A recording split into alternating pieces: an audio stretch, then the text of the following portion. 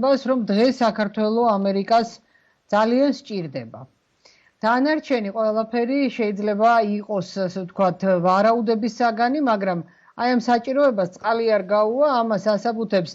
ერთი მარტივი რამ, რომ პომპეო ამ ვიზიტის ფარგლებში 7 ქვეყანას მოინახულებს, აქედან 6 ქვეყნის ვიზიტი, 6 ქვეყანაში ვიზიტი იყო კარგ ახნის წინ დაგეგმილი, საქართველოში ვიზიტი დაიგეგმა სულ რაღაც რამდენიმე დღის წინ, მას შემდეგ რაც ყარაბაღში ზავი დაიდო რუსეთის მონაწილეობით და რამაც შეცვალა ეგზისტენციალურად შეცვალა მნიშვნელოვნად სამხედრო ბალანსი ამ რეგიონში, სამხრეთ კავკასიაში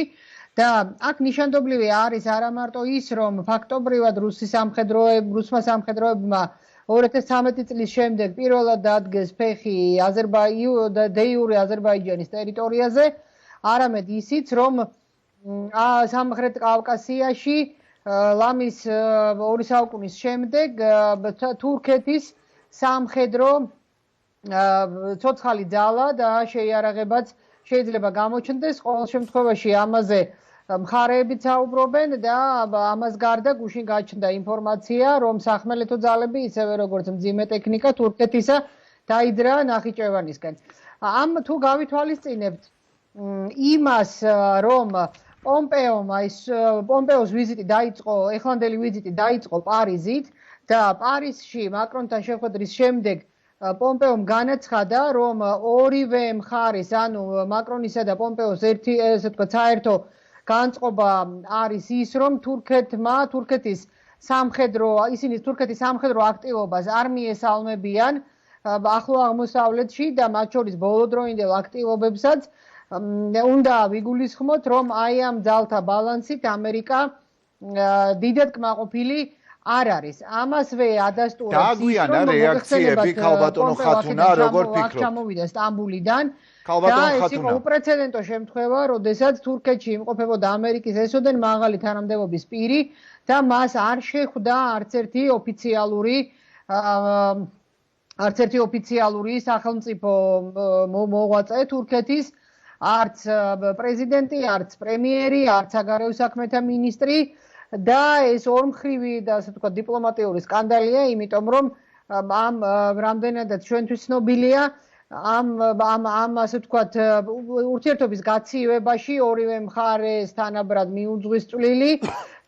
და ეს არის ყველაზე ცივი ფაზა თურქეთსა და ამერიკას შორის ურთიერთობების. ამ ყველაფრის ფონზე საქართველოს სწორედ ამაზე მინდა გკითხოთ ქალბატონო ხათუნა. ასმაგდება, პირდაპირ შეიძლება ითქვას, ასმაგდება და ახლა ყველაფერი არის დამოკიდებული იმაზე, ერთის მხრივ, რამდენად ზუსტად ხედავს ამერიკა საქართველოს საჭიროებას, ჩვენ თქვით, რომ საქართველოს ჭირდება, სად არის საქართველოს ადგილი სად ხედავს ამერიკა თავისი ყოფნის განსამტკიცებლად, დასაცავად და გასაძლიერებლად საქართველოში და საქართველოს მეშვეობით რეგიონში ეს ერთი მხარეა და მეორეს მხრივ საქართველოს დღევანდელი ხელისუფლება რამდენად ასე ვთქვათ აუხტება რუსეთს და რამდენად შეძლებს, რამდენად ისურვებს, მოდით ასე ვთქვათ, რომ ეს უკიდურესად მნიშვნელოვანი შესაძლებლობების ფანჯარა, რომელიც ახლა საქართველოს ეხსნება, გამოიყენოს. ამასთან კიდევ ერთი სრულიად ახალი ინფორმაცია, კერძოდ ის, რომ ტრამპი მოკლედ ბოლო მონაცემებით ირანს დაუგროვდა იმდენი გამდიდრებული ურანი, რომ რამდენიც საჭიროა უშუალოდ ატომური იარაღის გარკვეული რაოდენობის ატომური შეიარაღების აწარმოებლად. ეს ინფორმაცია ამერიკისთვისაც ცნობილია და აი ტრამპი განიხილავდა სწორედ ძალიან მძიმე, მათ შორის ძალისმიერ აქციებსაც ამ შეიარაღების განეიტრალების მიზნით და კიდევ კარგი რომ ტრამპის ეს სურვილადვე დარჩა, იმიტომ რომ ამას უმძიმესი შედეგები მოყვებოდა მთელი რეგიონისთვის და მსოფლიოსთვის, მაგრამ კიდევ ერთხელ ვამბობ, რომ საქართველოს ფასი ამ ფაქტის გათვალისწინებით ამაზე უნდა გკითხოთ უფრო კონკრეტულად ქალბატონო ხათუნა. საქართველოს ხელისუფლება, როგორც გითხარით, რამდენად მზად არის ამ სრულიად ახალ გეოპოლიტიკურ რეალობაში გაითავისოს საქართველოს მზარდი მნიშვნელობა. კალბატონო ხათუნა, ამაზე უნდა გკითხოთ, თუ გესმით, ჩემი არ ვიცი, მგონი არის ტექნიკური ხარვეზი. გესმით, ხომ? სომხეთ-აზერბაიჯანის ურთიერთობები, როგორც თქვენ ახსენეთ და ამ ურთიერთობებში რუსეთისა და თურქეთის როლი უკვე ვნახეთ, ხომ? ერთგვარად გამოჩნდა მათი როლი ამ კონფლიქტში. სად ხედავთ ამ ოთხკუთხედში საქართველოს ადგილს და თეთრი სახლის ჩარევის აუცილებლობას თქვენ ახსენეთ, რომ აქ ამერიკამ როგორმე უნდა გააძლიეროს ახლა მისი გავლენები და აქვე კითხეთ, მაგრამ ვერ გაიგეთ, მგონი ჩემი შეკითხვა, დააგვიანა თუ არა თეთრმა სახლმა, ამერიკის ხელისუფლებამ დროული რეაგირება იმ კონფლიქტში, რომელიც გრძელდებოდა თვეების განმავლობაში სომხეთსა და აზერბაიჯანს შორის. ეგ ნამდვილად ვერ გავიგე კითხვა. ხო, დავიწყებ მაშინ ამ კითხვის ბოლო ნაწილით. დიახ. დაგვიანებას უშუალოდ ამ კონფლიქტთან დაკავშირებით დაგვიანებას ვერ ვიტყვით, იმიტომ რომ მოგეხსენებათ დაახლოებით 1 თვის წინ პომპეომ მიიპატიჟა ამერიკაში როგორც სომხეთის ასევე აზერბაიჯანის საგარეო საქმეთა მინისტრები და ამ შეხვედრას შედეგად მოჰყვა თითქოს და ასევე მხარეთა შორის მოლაპარაკება ამერიკის შუამავლობით ცეცხლის შეწყვეტის თაობაზე, მაგრამ 2 დღეში ეს შეთანხმება დაირღვა, იქ მაშინ ამერიკა მზად იყო რომ მშვიდობის მყოფელებიც განეთავსებინა, მაგრამ როგორც გითხარით, 2 დღეში ეს შეთანხმება დაირღვა და ეს იყო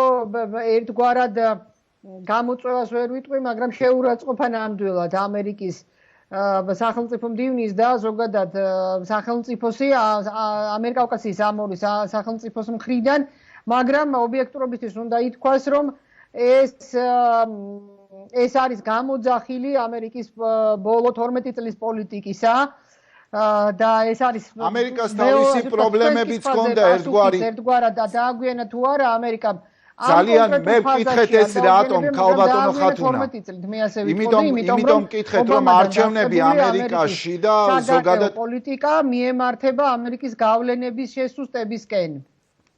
დიახ, ამიტომაც ვკითხეთ, იმიტომ რომ ამერიკას ჰქონდა საკუთარი პრობლემებიც ამ ბოლო 1 თვის განმავლობაში, ხომ? ორი დაპირისპირებული მხარე, არჩევნები და შემდეგ არაღიარებული არჩევნები ტრამპის მხრიდან. ფაქტობრივად მივიღეთ ეს, ხომ, ბოლო პერიოდში.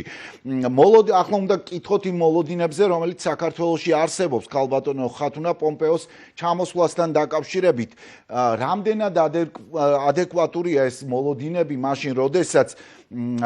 ის წარმავალი ადმინისტრაციის წარმომადგენელია პომპეო ამ შემთხვევაში, რა როლი შეიძლება ამ ვიზიტმა ითამაშოს ჩვენი შიდა პოლიტიკური კრიზისის მოგვარების კუთხით და ეს კრიზისი ნათელია და ქუჩაშია გამოსული უკვე და ყოველდღიურ რეჟიმში ვხედავთ, რომ ქვეყანა არის ღრმა პოლიტიკური კრიზისის არ ვიცი მიჯნაზე აღარ უკვე სიღრმეებში ამ შემთხვევაში. აი ამ მიმართულებით რა მოლოდინები გაქვთ თქვენ?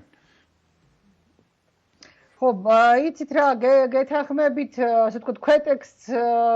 ვეთანხმებით თქვენი კითხვის. მოსაღწინება ნამდვილად არ გუმართებს, აქ ბევრი ფაქტორის გამო, ჯერ ერთი მიუხედავად იმისა, რომ ამერიკის სიმყარე ასე ვთქვათ, ეფუძნება სწორედ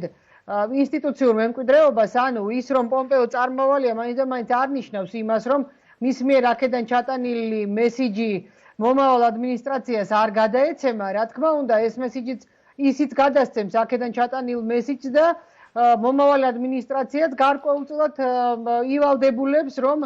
პომპეოს მიერ აქ ჩამოტანილი მესიჯების მონიტორინგი და კონტროლი გასწიოს, მაგრამ დღეს თავად ამერიკაში არსებული პრობლემებიდან გამომდინარე, როგორც თქვენ აღნიშნეთ, შეიძლება მოხდეს სწორედ აი ეს წყვეტა მემკვიდრეობითობა საგარეო პოლიტიკურ პრიორიტეტებს შორის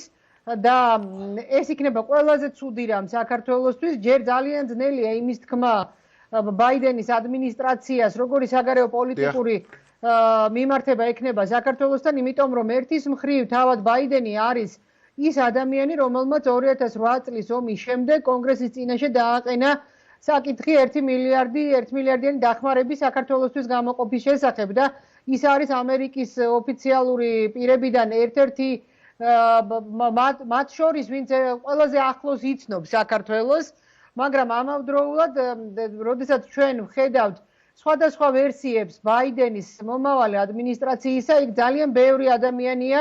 ობამას ადმინისტრაციიდან მოხსენიებული და ობამას პრეზიდენტობა ჩვენ დასავალალოდ იყო სწორედ ის პერიოდი, როდესაც მკვეთრი დაღმასვლა დაიწყო ამერიკის ინტერესისა საქართველოს